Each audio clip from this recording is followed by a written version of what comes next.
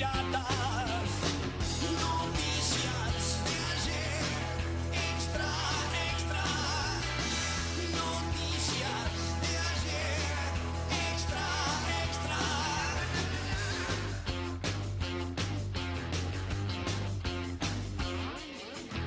Buenos atracos, perfectos atentados, bien iluminados.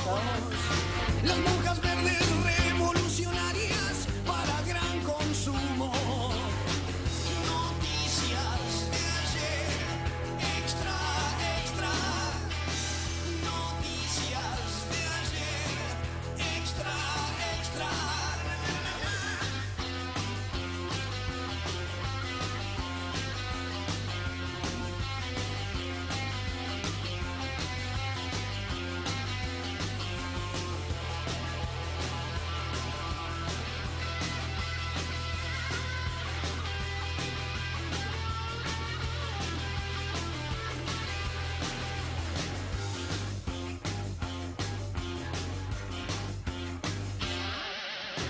Se desgració el campeón del hiperfútbol. Ahora sí tenemos audio, sí tenemos, háganme una seña, estamos bien, estamos pipí cucú, esto es Ojo con los Medios. Cuando no tenemos audio van a ver que empezamos a hacer movimientos muy extraños. No es que tengamos un delirio maníaco compulsivo, sino Hoy arrancamos Ojo con los micrófonos. Ojo con los micrófonos. ¿Cómo están todos? Ay, estoy yo excelente, cada vez mejor. Siento como ayer, como mañana, la energía del futuro, la energía que me traspasa el tiempo hacia la eternidad, llevándome hacia lugares insospechados de la humanidad. Estuve viendo alguna... Me parece, viste, cuando uno juega mucho por las redes y encuentra así personajes exóticos, como que se contagia, ¿no? Estuve viendo la videografía de Carl Sagan. El Cosmos, la Sí, serie maravillosa exacto. Cosmos. Y me pongo como loco, como loco. Muy bien, pero esto es Ojo con los Medios. Hablaremos del más allá en otros espacios, después de las 12 de la noche en cualquier momento. Porque yo también tengo contacto con extraterrestres y personas del más allá. Qué lindo. Me encantaría tener contacto con gente del otro mundo, de mundos paralelos. No sé si está tan bueno. Depende, ¿no? Otro que tiene contacto con el más allá es nuestro querido amigo Lord Anthony y lo pone de manifiesto en sus habituales columnas. Vamos a ver qué dice hoy. ¿Por dónde salen los tiros de hoy, Lord Anthony? Adelante.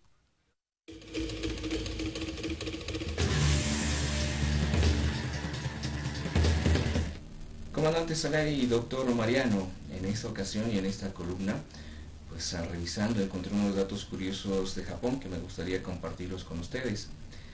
Por ejemplo, ¿ustedes sabían que en Japón está prohibido bailar en discotecas y clubs después de la medianoche? Sin embargo, otro dato que me llamó la atención es pues que los trenes en Japón son los más puntuales, tienen un promedio de 0,3 minutos de retraso. En Japón existen de 50.000 ancianos centenarios, personas de la tercera edad que ya superan los 100 años.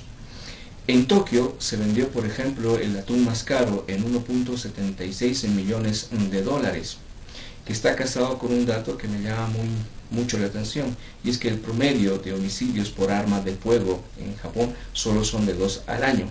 Y eso me hace recuerdo que hace poco hablábamos de alimentos pacíficos que nos vuelven más pacíficos, y entre ellos está el consumo del atún, por ejemplo. Otro de los datos curiosos que me llamó la atención es de que, por ejemplo, los agricultores japoneses pues cultivan sandías cuadradas para su mejor transporte para la venta. Un detalle también que me llamó la atención es de que pues en Japón existen más mascotas que niños. La tasa de natalidad en Japón es una de las más bajas, y esto viene a darnos un dato muy interesante, que el 98% de las adopciones está pedida por hombres entre 25 y 30 años.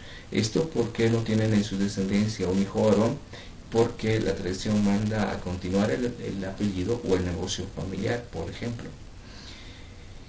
dato también que me llamó la atención y revisando estos datos es que pues por lo menos 15 japoneses tienen premios Nobel en física, en química, en literatura, en medicina e inclusive un premio Nobel de la Paz. Datos que son curiosos como este. Por ejemplo, en Japón también sucedió que pues por los efectos visuales de este programa que ustedes ya conocen, Pokémon, causó en 685 niños ataques de epilepsia. El 90% de los celulares móviles son impermeables en Japón, y esto sucede porque los jóvenes tienen la tendencia de llevarlos inclusive hasta en la ducha. Para Ojo con los Medios, Ojo con Don Anthony. Gracias a Lord Anthony por hablar de Japón. Yo lo que admiro en general no solo de los japoneses, sino de los asiáticos es la capacidad de trabajo que tienen, ¿no? ¿Cómo hizo Japón, por ejemplo, para levantarse de la Segunda Guerra Mundial, de los ataques con las bombas atómicas, y en 30, 40 años ser una potencia tecnológica? China hoy día, que también sufrió la Segunda Guerra Mundial, las invasiones de Japón, unas cuestiones muy tremendas, después una guerra interna, la llegada de la Revolución Cultural. Y uno de los países más pobres, hace no tantos años, a medio siglo atrás, era uno de los países más pobres del mundo. Y hoy hacen todo. ¿Cómo logran ese desarrollo tecnológico? Es algo que me llama mucho la atención, y yo creo que deberíamos ir en comisiones a esos países, China, Japón, Corea del Sur, a ver qué... Aprender. Claro, a copiar cosas. Si estos hicieron esto, a ver, ¿cómo hacemos que nosotros en América Latina tenemos tecnológicamente 50 años de atraso? Y evidentemente lo cultural ahí también juega un rol fuerte, preponderante, porque hay una cultura quizás del trabajo, de no rendirse ante ciertas situaciones, y eso marca también una marca de identidad. Lo que vos decís, uno de las peores catástrofes mundiales, como fue las bombas de Hiroshima y Nagasaki, no dejaron al país en el lamento, digamos, por decirlo de alguna manera. Sí, sí, sí. Bueno, y lo que decía, 15 premios Nobel en distintos rubros. Bueno, los premios Nobel que le den, Obama es premio Nobel, sí, Kissinger es premio Nobel, hay algunos que sí, hay algunos que sí, no, hay pero de todo. yo recuerdo, bueno, en literatura tiene a uno de los grandes, que es Yasunari Kawabata, uno de los grandes escritores, un periodista destacadísimo, que se suicidó mediante la técnica del harakiri en el año 69. Después me va a enseñar esa técnica para tenerla... Para usarla contra sí mismo. No, para tenerla como, a ver, como opción, digamos. Como opción, no como primera opción. No, por eso también es una demostración cultural, realmente es una forma de inmolarse muy dolorosa, de muerte lenta. Bien, estoy repasando aquí algunos titulares en los diarios, a través de las redes, de los medios electrónicos. Vamos a pedirle a nuestro querido señor director en pantalla la tercera de Chile. Hoy hubo reunión en la Organización de Estados Americanos y el canciller David Choquehuanca hizo alusión al tema marítimo, por lo que su contraparte chileno, canciller Heraldo Muñoz, calificó de lamentable la alusión de Choquehuanca a demanda marítima en el plenario de la OEA. Polémica comenzó, dice el periódico chileno, luego de que el canciller paceño, dice, planteara pretensión de su país para lograr un acceso con soberanía. Hay que decirle a la tercera que el ministro de Relaciones Exteriores es de todo el Estado plurinacional, no solo de un departamento o una ciudad. Pero es paceño, ¿no? Ahí lo tratan de disminuir. Yo creo que no es inocente esa alusión, me parece. Claro, no es para nada inocente. Aunque es paceño, trata de ningunearlo, porque por supuesto es el canciller de todo el Estado plurinacional de Bolivia, como bien dice el doctor Vázquez. Está caliente el tema marítimo, sí. Porque creo que tuvimos años en los cuales no había una sola alusión al tema marítimo, y esta vez el gobierno a uno y otro lado hay posiciones claras, y me parece que lo que decía Gustavo Aliaga cuando nos visitó en el programa noto cierta crispación en los hermanos chilenos. Cancillería chilena ha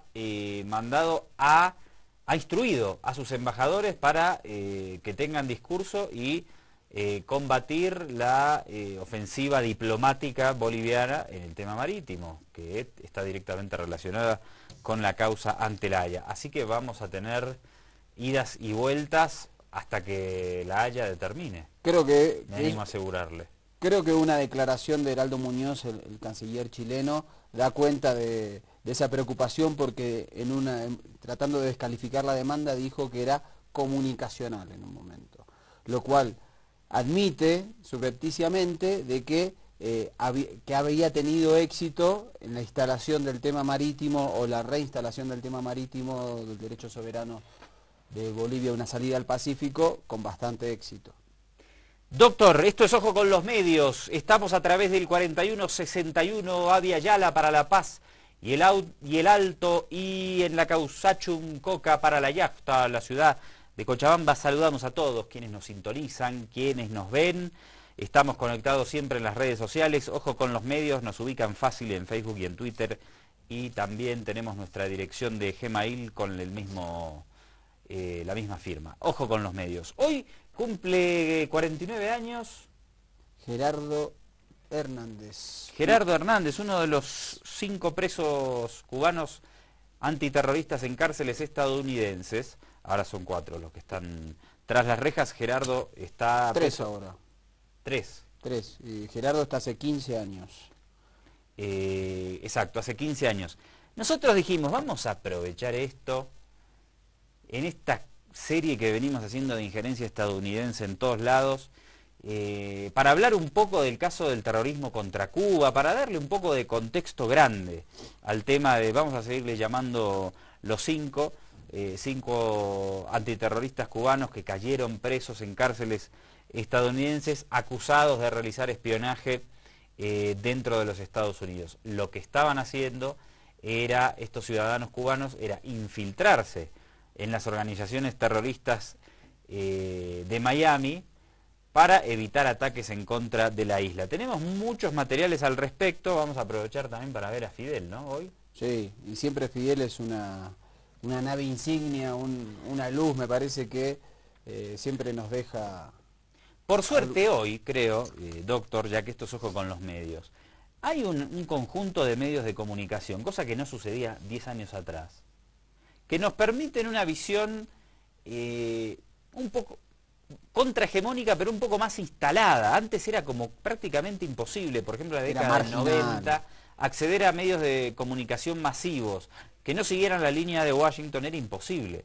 Hoy tenemos Telesur, Hispan TV, Rusia Today, que son, por ejemplo, 3 cadenas internacionales que por lo menos, claro, no se ven tanto como las que nos bajan la línea Gringolandis, pero por lo menos se puede acceder. Por ejemplo, nosotros estamos sentados aquí porque también en nuestra América Latina hay procesos de cambio, y esos procesos de cambio llevan el desarrollo de unos medios de comunicación contrahegemónicos, que no siguen obviamente la línea de los Estados Unidos. Por eso nosotros también podemos estar sentados aquí, y usted del otro lado viéndonos o escuchándonos, y le ofrecemos materiales que ponen en discusión esa mirada siempre directamente relacionada y ligada a los intereses geopolíticos de Washington. Nos aprovechamos también, y en el primer reporte que ponemos a consideración suya, es, como les comentábamos, de una de estas cadenas. En este caso, un documental del canal iraní Hispan TV sobre el caso de los 5. Vamos a ver por dónde empezamos a darle vuelta a este tema.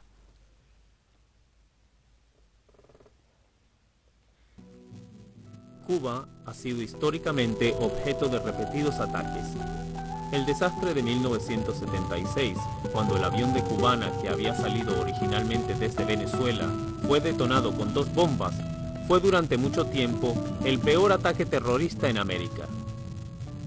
4 hombres fueron procesados por este hecho: Freddy Lugo, Hernán Lozano, Orlando Bosch y Luis Posada Carriles, un confeso ex agente de la CIA, quien incesantemente sometió a la isla de Cuba a una ola de terror por décadas. Durante los años 90, Cuba vivió incesantes atentados contra varios puntos turísticos. En esa época, el turismo pasó a tener un rol primordial en los ingresos de la isla, luego del colapso de la Unión Soviética, que era el principal cliente comercial de Cuba. Los terroristas atacaron instalaciones turísticas con la idea de generar un estado de desconfianza que alejara a los visitantes de Cuba y así golpear los recientes acuerdos que el gobierno de Fidel Castro había pactado a comienzos de los años 90 durante el llamado Período Especial, con el fin de mejorar el turismo y hacerlo más lucrativo.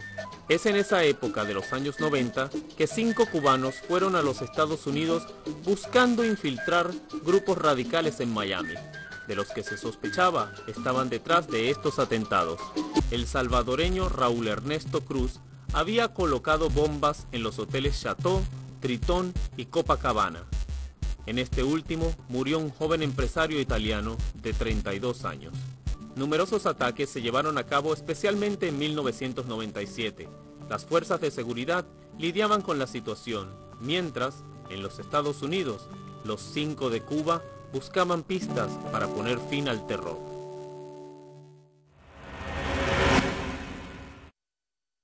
Irónicamente, en el año 1998, los 5 fueron detenidos por el FBI y enjuiciados con cargos de espionaje.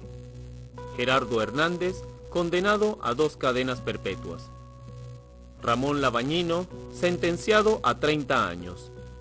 Antonio Guerrero, sobre el que pesa una condena de 21 años y 10 meses.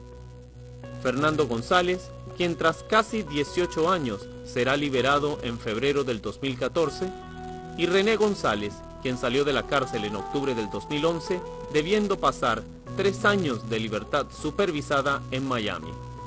Los 5 fueron sentenciados en el 2001, luego de un largo juicio de 6 meses en la Florida, el más largo en la historia judicial estadounidense hasta esa fecha.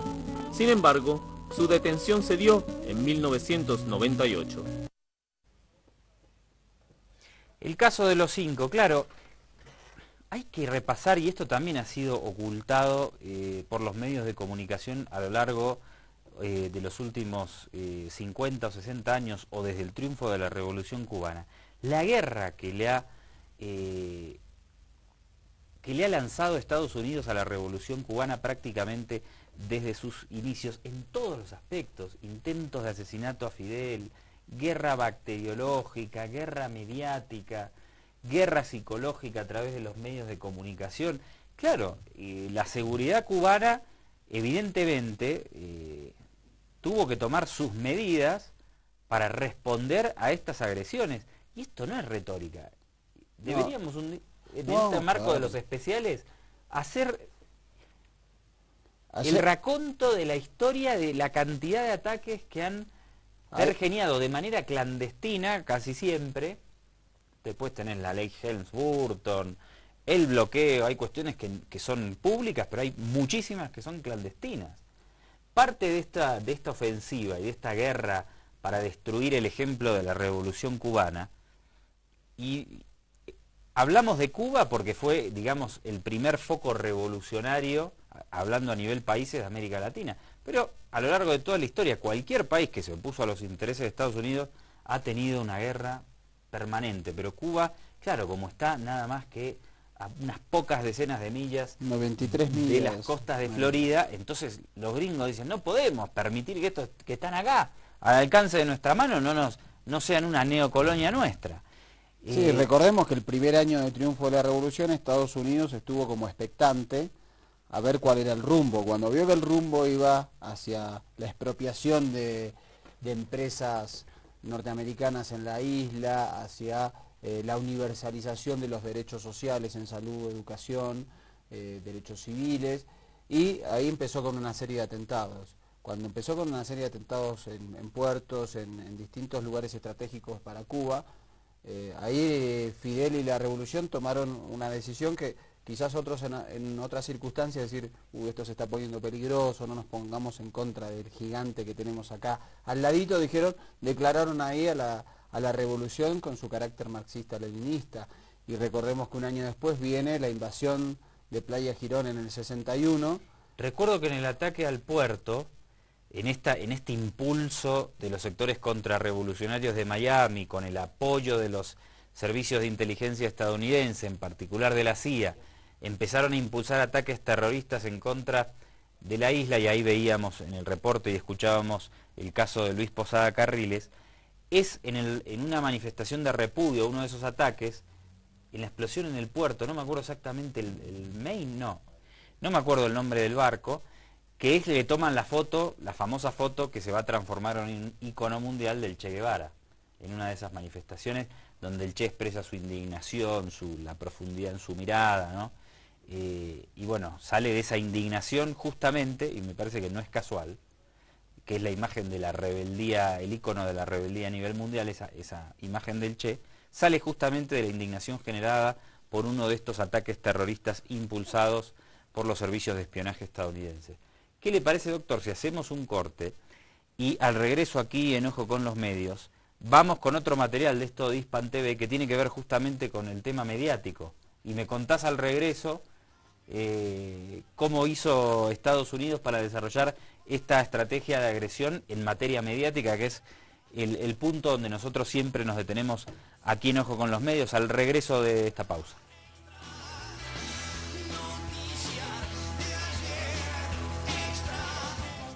Avia Yala Televisión, un continente de culturas.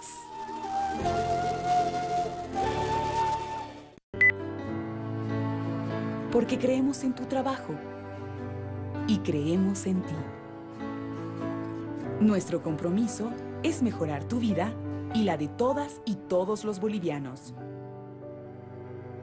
Agencia Nacional de Hidrocarburos, nuestro compromiso a toda prueba. Avia Yala Televisión, un continente de culturas.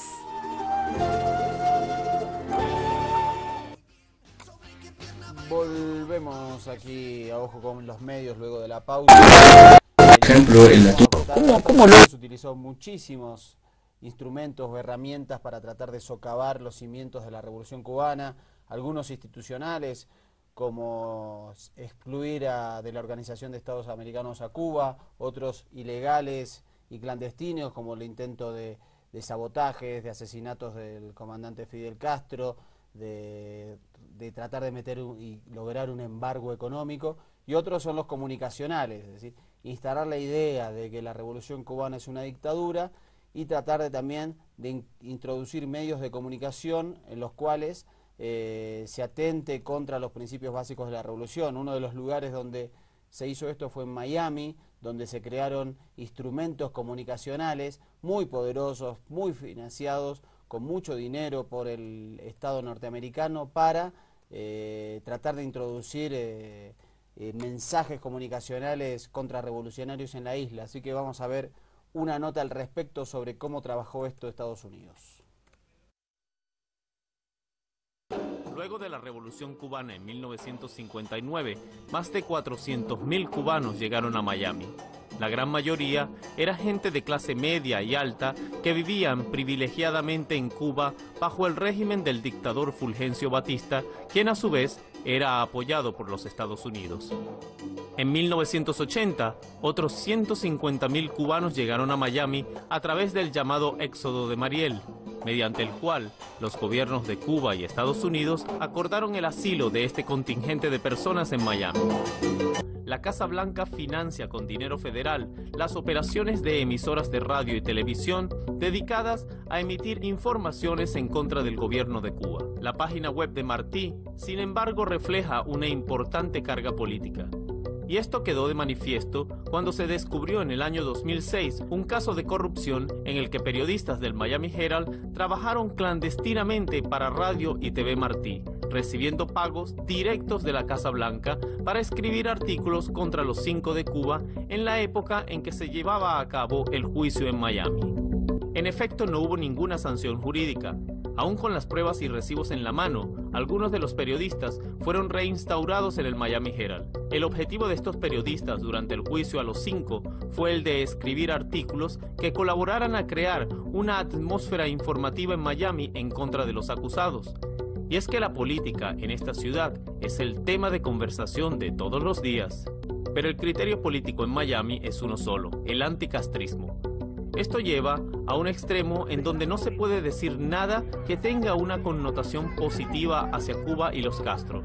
La prueba reciente, como dice Ricardo, la sufrió el manager venezolano del equipo de béisbol de Miami, Osvaldo Guillén, quien en una entrevista a la revista Time dijo que respetaba a Fidel Castro por la forma en que se mantenía en el poder a pesar de un gran número de atentados contra su vida. Estas solas palabras ocasionaron que Guillén fuese suspendido, acosado por la comunidad cubana en Miami y forzado a disculparse públicamente para no perder su trabajo. Este tipo de actividades anti-Cuba dentro de la isla y dentro del propio Miami eran las que los 5 de Cuba lograron descubrir a mediados de los años 90. En 1998, el gobierno de Cuba le entregó a las autoridades estadounidenses el resultado de las investigaciones, un compilado de más de 200 páginas con videos y grabaciones que mostraban los planes de estos grupos terroristas contra objetivos cubanos. El FBI respondió arrestando a los 5. Desde ese momento, el conocimiento del tema dentro de Miami es influenciado por el clima político de la ciudad. Me había olvidado del caso de este beisbolista, del pelotero, que desde Estados Unidos dijo, a mí me parece que Fidel y Chávez a mí me gustan.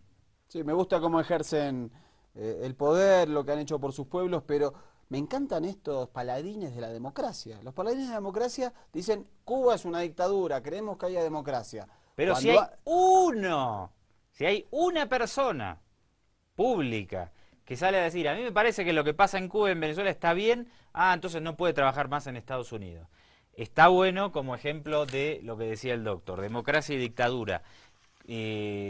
Conceptos sobre los que habría que pensar un poco más honestamente cuando vemos ciertas situaciones. Por supuesto que, claro, yo decía, me había olvidado, no casualmente me había olvidado porque esto salió una vez y no salió nunca más. Y si pasa algo dentro de Cuba o de Venezuela, sale 1.000.000 de veces en todos los medios de comunicación. En materia mediática, creo que uno de los grandes que tenemos en nuestro continente es el director Oliver Stone, doctor. Sí, un director...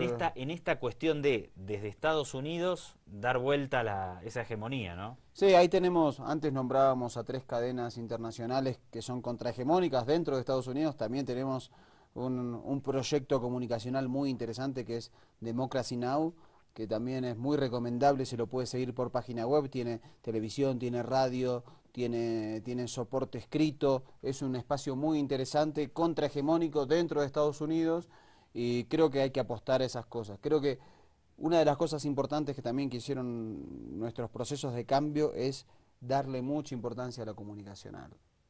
Y en materia de Hollywood, el puntito negro que le salió a la industria cinematográfica es Oliver Stone. Oliver Stone, que ha hecho películas fundamentales sobre distintos acontecimientos de la historia de la humanidad y en especial de la vida política de Estados Unidos o lo que gira alrededor de la vida política norteamericana. Y Oliver Stone, que entrevistó a Chávez, que entrevistó a Evo, que entrevistó a nuestros presidentes para mostrarlos además con el doble valor, creo, de ir y mostrarlos dentro de Estados Unidos. Justo en la emisión anterior comentábamos el caso de la película Salvador y la poníamos un ratito mostrando la realidad de ese país en los dificilísimos años 80. También tuvo la oportunidad de entrevistarse con Fidel en 2 oportunidades por lo menos y hacer 2 productos audiovisuales. Uno es Looking for Fidel, en el que habla justamente de la detención de terroristas que son presentados como disidentes dentro de Estados Unidos por los grandes medios de comunicación. Oliver Stone viaja a Cuba y le hizo una entrevista dura a Fidel, por lo que me parece más interesante todavía, o sea, lo presionó bastante. Pero vamos a ver parte de este material y lo analizamos después de verlo y escucharlo y compartirlo con ustedes.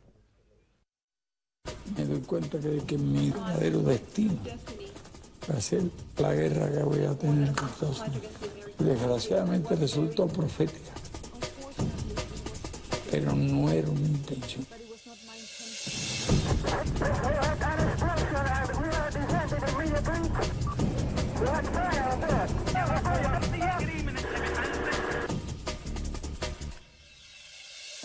Of the dissidents tried, convicted, and sentenced on Monday were Raul Rivero, states in the span of 2 weeks.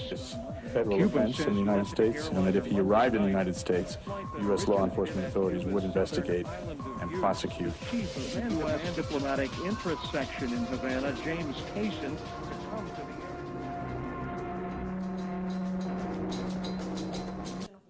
Ya que existe una ley llamada Ley de Ajuste Cubano, que le concede el derecho automático a residir en Estados Unidos.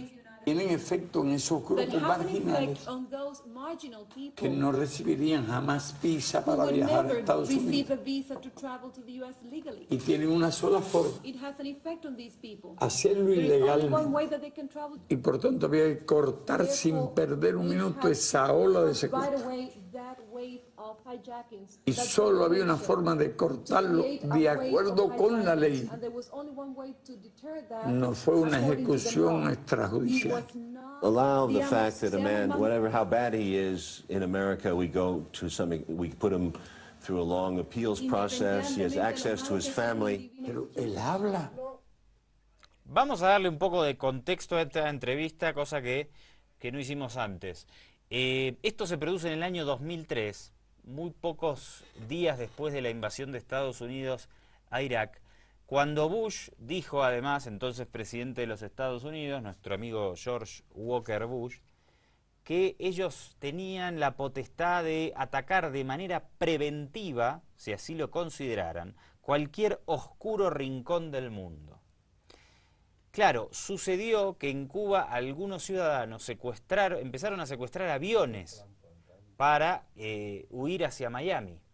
Y se generó todo como una oleada de gente que de golpe empezó a secuestrar aviones para irse a Miami, y el gobierno cubano tomó, obviamente, algunas medidas para evitar que esto siga ocurriendo. Obviamente incluyó la detención de un importante número de ciudadanos. En ese marco es que Oliver Stone va y le va a hacer esta entrevista con esas acuciosas preguntas al histórico líder de la Revolución Cubana, Fidel Castro. Y ahí Fidel daba una explicación sobre lo que se conoce como la Ley de Ajuste Cubano. Esto es, Estados Unidos tiene un régimen especial migratorio exclusivo para cubanos. Es decir, si un dominicano, si un haitiano o un centroamericano quiere acogerse a ese sistema, no puede. La Ley de Ajuste Cubano es: vos te acercás a la Oficina de Asuntos Americanos en La Habana, decís me quiero coger esta ley, y te van a dar una pensión, te van a dar la ciudadanía, te van a permitir ir a Estados Unidos de manera muy sencilla, y para que vos aportes a la contrarrevolución, es decir... claro, con esto impulsan que la gente intente salir de cualquier manera de Cuba. Es otra de las acciones terroristas que impulsa Estados Unidos para socavar los cimientos revolucionarios. Algún día también tenemos que poner en pantalla Balseros. Bueno, que es un documental impresionante sobre esos casos. Vamos entonces, le damos play a Oliver Stone. Como si viviéramos en el mejor de los mundos. Yo pregunto lo siguiente: ¿cuántas visitas le han hecho a las casi 800 personas que están allí encerrada en una cárcel especial en la base naval de Guantánamo? Hace ya como 2 años. Casi. Y ninguno de ellos ha sido visitado por familiares. Pero tenemos un deber primario. Y lo tenemos con nuestro propio pueblo, y nunca podremos vacilar entre ejercer la caridad con un grupo de personas que tienen menos culpa que los que lo provocaron a hacer esas cosas. ¿Y quién usted cree que indujo a esas personas a actuar de esa manera? ¿Quién es el gobierno de Estados Unidos? Durante un número de años ha estado tolerando delitos graves.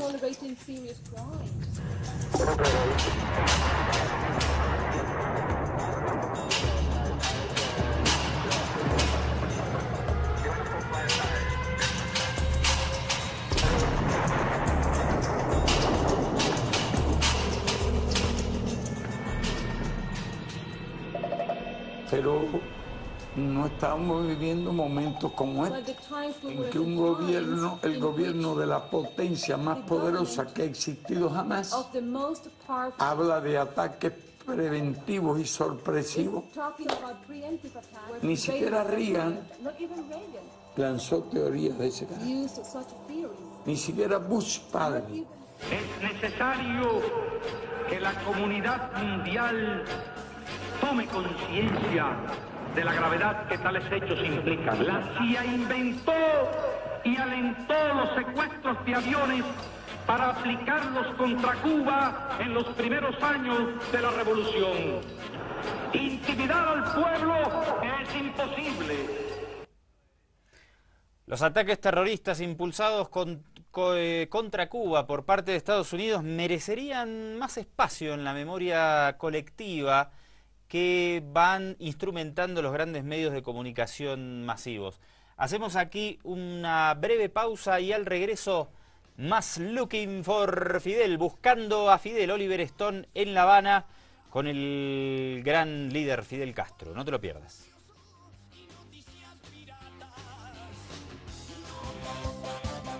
Avia Yala Televisión, un continente de culturas.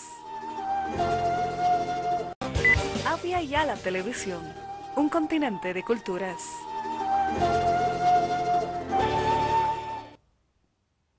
Estamos de regreso aquí en Ojo con los Medios para nuestro último bloque que iniciamos con la segunda parte del recordatorio de este gran documental de Oliver Stone con Fidel. Vamos allí.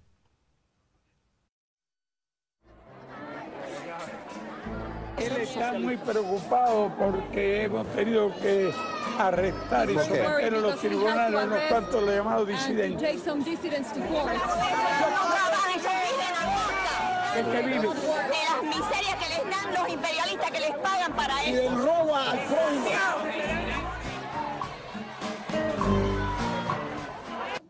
Nosotros no podemos desarmar el espíritu de nuestro país. Sería un error muy grande.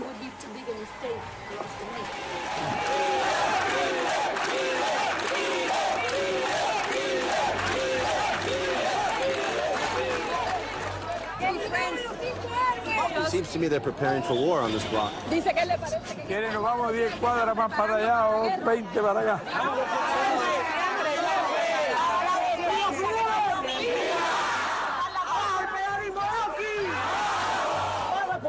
Barrio por barrio, estamos prestos a hacer la guerra necesaria si fuera posible, e inclusive alzarnos como se hizo este compañero hace más de 50 años.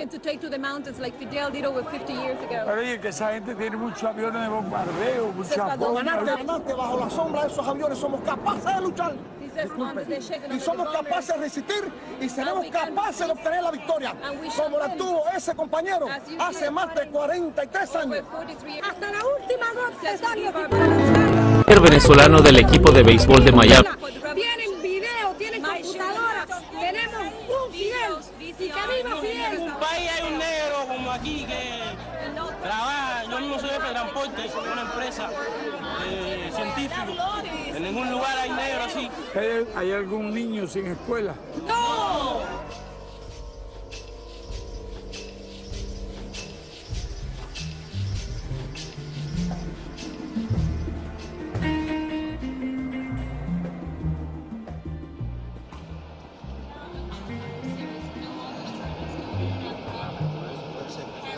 Hay como un espíritu de guerra, como si la gente estuviera preparada para la guerra. Muy enardecido. Yes, the people here feel that way, you know, very much, let's say, emboldened or... But are they whipped up to that frenzy by radio, by propaganda? Es el radio, la propaganda radial lo que lleva a la gente a sentirse el nivel así. de conciencia que tiene, No, I would say their awareness, their irritation. He said there were 700 assassination attempts against him. Pero honestamente, yo he leído, usted me dijo la otra vez que había habido 734 conspiraciones. Actually, 734 Algunas ya en una etapa de compilación. Some of them got to different degrees of completion.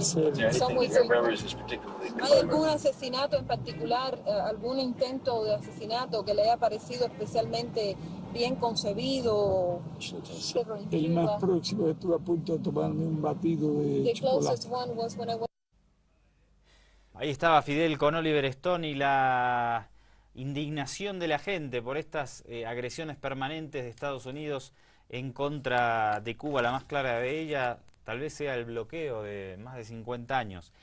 En estos días, doctor, apareció, a ver si me pone un poco en contexto, es una carta firmada por una serie de ciudadanos pidiendo la normalización de las relaciones con Cuba. Sí, una carta enviada a la administración del presidente Obama por personalidades poderosas de la vida, sobre todo económica norteamericana, entre ellos John Negroponte. Un amigazo, Negroponte, uno de los halcones del Pentágono, un cubano-americano de los más duros contrarrevolucionarios.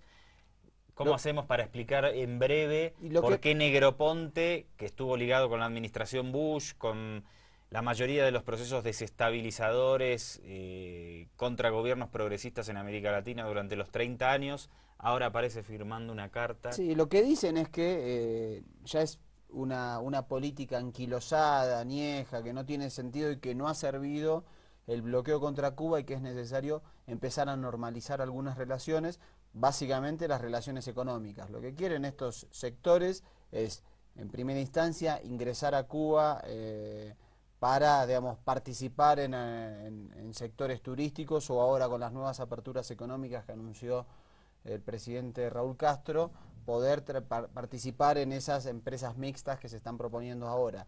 Creo que hay, de todas maneras, una intención subterránea. Si está Negroponte, seguro hay una intención desestabilizadora por detrás. Exactamente, es la de poder ingresar, digamos, a través de estos negocios para seguir haciendo lío en Cuba.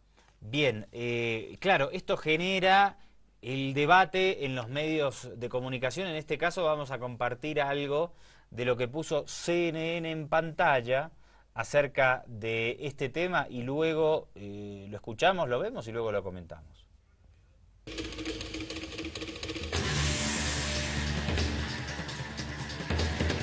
El embargo, lo cual en los cubanos le dicen el bloqueo, no le dicen el embargo, y es fundamentalmente es una diferencia muy fuerte. Entonces el gobierno cubano lo usa para fomentar su propio poder, un poco como los chavistas lo hacen en Venezuela, para echarle la culpa de los problemas internos, a echárselos a los Estados Unidos y mostrar a los Estados Unidos como un poder hegemónico. Cualquier cosa, como habla Phil, de remesas, intercambio con Cuba, tiene que ver con aportar dinero al gobierno cubano. Toma dice impuestos. A familias. Al gobierno cubano, que es te está desesperado por esos recursos. Pero el gobierno cubano ya ha colonizado a Venezuela. O sea, claro, ellos ya tienen... El gobierno cubano ya ha colonizado a Venezuela, que es el país donde yo nací. Si esta carta no toca que Cuba está involucrado en enviarle armas a Corea del Norte, no hablaron de eso. No hablaron de la vinculación que tienen con Venezuela y la preocupación, la manera que está involucrada Cuba con todo el resto del continente, que Cuba sigue siendo en la lista de terroristas. Eso lo olvidan. Ese tema no lo tocan. Pero decir que Cuba ahorita apoya el terrorismo, lo cual más o menos de cierta manera lo hace apoyando a Corea del Norte y apoyando a otros países, las FARC, por ejemplo, y todavía apoya a las FARC, pero eso es mínimo comparado con otros países. O sea, ¿cómo puedes tú decir que a Cuba se le va a castigar por apoyar al terrorismo y no a Venezuela, que tiene, que está pleno, o sea... está pleno con Hezbollah e Irán y tiene campamentos de entrenamiento y todo, y tienen los Quds controlando ciertas partes de Venezuela. Comandante, me encanta. No, entre Kevin Whitaker y estas dos personas, que a la derecha de estas dos personas está la pared, no hay nada. A la derecha de ellos no hay nada. Yo no puedo creerlo. Todavía... Esto es lo que decimos con los medios de comunicación. Pero ¿por qué pone CNN, si va a armar un debate sobre este tema? Pone a Guatemala de un lado, con todo el respeto del pueblo y el gobierno de Guatemala, y a Guatepeor del otro. Estos son los debates de... Es tremendo. O sea, dos ultraderechistas. Los debates en CNN... Dice la mujer al final, porque habría que analizar punto por punto, que Cuba apoya el terrorismo, lo cual es cierto porque apoya a la FARC. Claro, se están desarrollando en La Habana diálogos de paz entre la FARC y el gobierno de Santos. Habría que decir también que el gobierno de Santos apoya el terrorismo igual que... ¿Y por qué no decimos también que el gobierno de Suecia apoya el terrorismo? Porque las negociaciones inicialmente, de las negociaciones de paz entre la FARC y el gobierno, tuvieron una primera instancia en Suecia. Entonces podemos decir que también Suecia patrocina el terrorismo. Mientras, voy a decir algo como siempre, de onda, ¿no? Mientras el gobierno de Cuba apoya el terrorismo porque está haciendo sede de los diálogos de paz entre la FARC y el gobierno de Santos, Estados Unidos y la administración de Obama apoya la democracia en Siria mandando dinero y armas a Al-Qaeda, que es el grupo que le organizó el atentado a las Torres Gemelas. Solo para mandarle un mensaje de onda a estos compañeros que CNN pone en pantalla, que como decía el doctor Vázquez, más a la derecha que esto no hay nada. Vamos a ver otra parte de la emisión de estos muchachos en la pantalla de CNN. Le mandamos un abrazo también a la CNN, recomendándole que si va a armar un debate, no sé, alguien sea un poco más progresista que los hermanos de Luis Posada Carriles que invitaron a este programa. Vamos.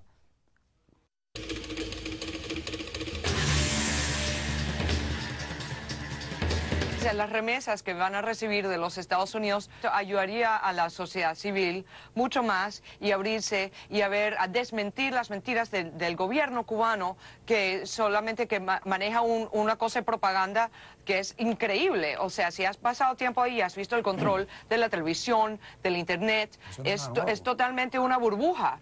Y ellos hablan solamente del apoyo Chávez, Chávez, Chávez, Chávez. Y siguen todavía con todo eso. Y el embargo es ya solo algo que funciona, que usan para propaganda en contra de los Estados Unidos. Deberían cambiar la canción. Sí. ¿Por qué es que en Cuba, a diferencia de muchas otras sociedades contemporáneas ahora, uno no ve estas protestas masivas? Hay unos pocos disidentes. ¿Por qué? Porque el régimen los controla tanto. No hay sociedad civil en Cuba.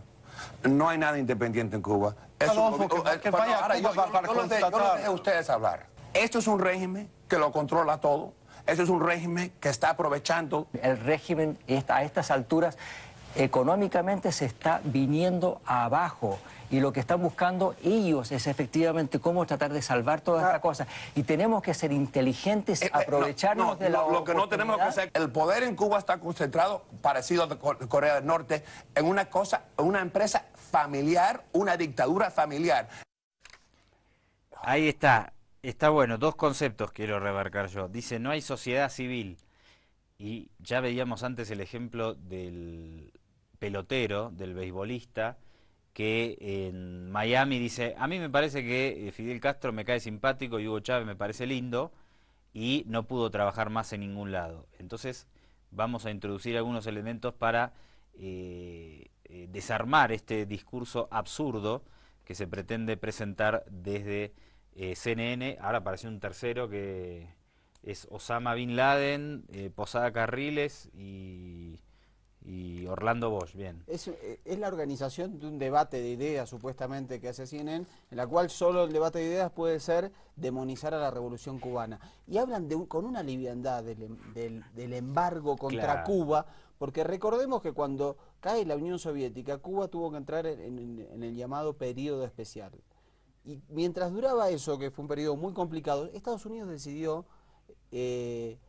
multiplicar ese embargo para matar de hambre y de enfermedades a la revolución cubana. ¿Qué clase de demócratas son estos? ¿Con la ley? Helms-Burton, que era la ley de dos senadores halcones republicanos, mediante una ley lo hicieron, es decir, esa es una democracia que decide matar de hambre y de enfermedades a un pueblo. Y dicen, claro, el gobierno, la dictadura cubana utiliza el embargo, que no es un bloqueo, es un embargo, para victimizarse y decir que Estados Unidos es una potencia hegemónica. Bueno, es fácil, quítenle los argumentos, quiten el bloqueo de una vez por todas, como lo exigen ¿Cuántos países de la ONU todos los años, todos los países Todos le dicen... -4. Le dicen a Estados Unidos, saquen el embargo, que ya es una cosa que no tiene sentido, el bloqueo, y los tipos siguen con el bloqueo y siguen con el bloqueo.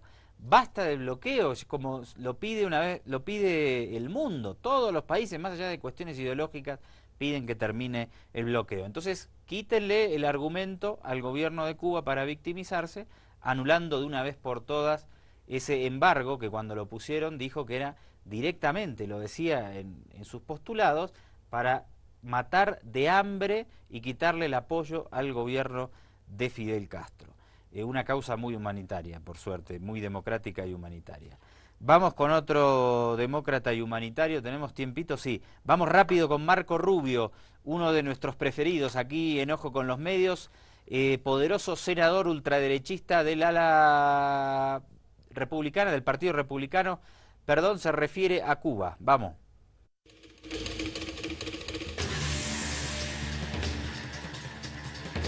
Esta es una cumbre de demócratas, esta es una cumbre de democracias, y Cuba no es una democracia, es una dictadura.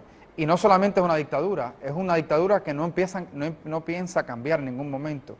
Venir a contaminar una cumbre de demócratas con una dictadura es un error. Este debate sobre Cuba no es un debate sobre Cuba, es un debate sobre la democracia. ¿Estamos o no estamos comprometidos con la causa de la libertad y la democracia en esta región? Creo que la respuesta tiene que ser sí, estamos comprometidos. ¿Aun cuando 30 países lo están pidiendo? Bueno, desafortunadamente yo creo que esto es una cumbre de demócratas, y aunque 30 lo pidan, entonces ese sería otro tipo de cumbre, de países que aspiran a tener democracia, no países de tiranías y de dictaduras. Marco Rubio, que está muy comprometido con la causa de la democracia y la libertad en nuestro hemisferio, y por eso lideró oportunamente una organización para juntar fondos en apoyo a Luis Posada Carriles, el terrorista, agente de la CIA, que derribó con una bomba un avión de Cubana de Aviación en 1976. La evidencia de la relación entre Marco Rubio y Luis Posada en el siguiente audio. Controla toda la...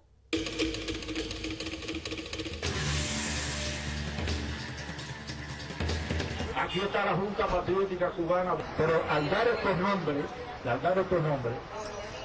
ellos han aplaudido cada vez que el partido expresa su apoyo a Luis Posada Carriles. Presten atención a quienes integran nuestro cuerpo de directores. Senador Marco Rubio, congresista David Rivera, senadores estatales Miguel Díaz de la Portilla, Senador Marco Rubio, líder del directorio que apoya la recaudación de fondos para Luis Posada Platita Carriles. para un terrorista que puso una bomba en un avión. Comprometido con la causa de la democracia y la libertad. Doctor, nos vamos comprometidos con otras causas. Sí, no nos vamos a ir con estos. Esto es Ojo con los Medios, señoras y señores. Soy Andrés Alari, a mi izquierda, nunca a la derecha, el doctor Mariano Vázquez.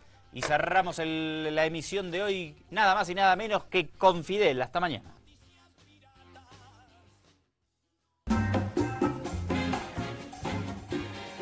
So when the U.S. aircraft carriers come in here, I would imagine you'd mine the shit out of the harbor. Me imagino que ustedes sembrarían minas en todo el puerto, ¿no? Yo creo que no cabrían. I think they would not fit in here. They wouldn't fit in here. A 10 kilómetros de aquí. They would have to stay about 10 kilometers away from here. Right. Pero sería una lástima que estuvieran. But it would be a pity that they would enter here and destroy all that. El Capitolio que copiamos del Hill, US.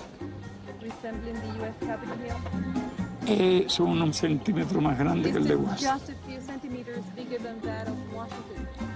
Hoy día en una computadora con algunas decenas de discos compactos tiene toda la literatura que el mundo escribió. Hay muchas cosas que han cambiado.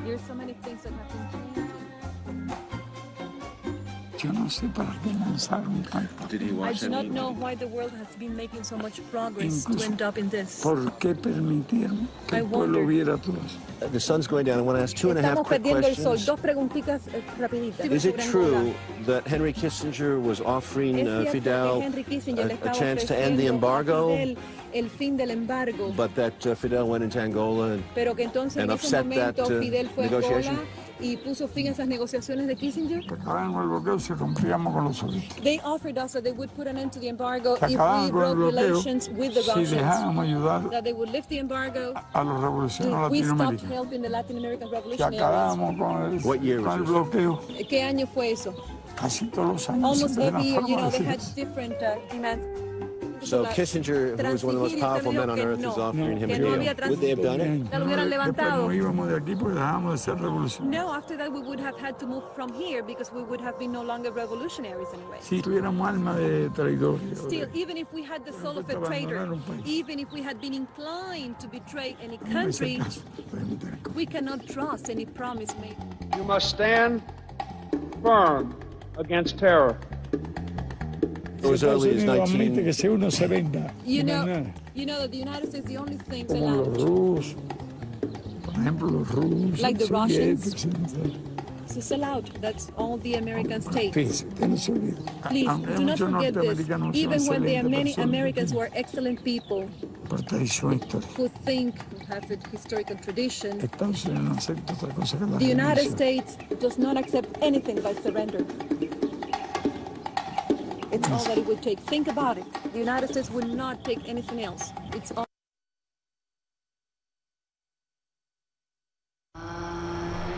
Existe maldad en este mundo. Odio. Y venganza.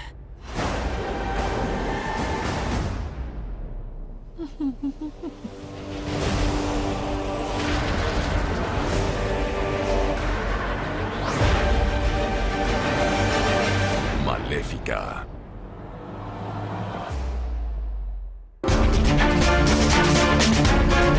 La ciencia más importante en la actualidad es la ciencia de la mente. George Bush hijo, un cretino descerebrado. La codicia organizada siempre derrota a la democracia desorganizada.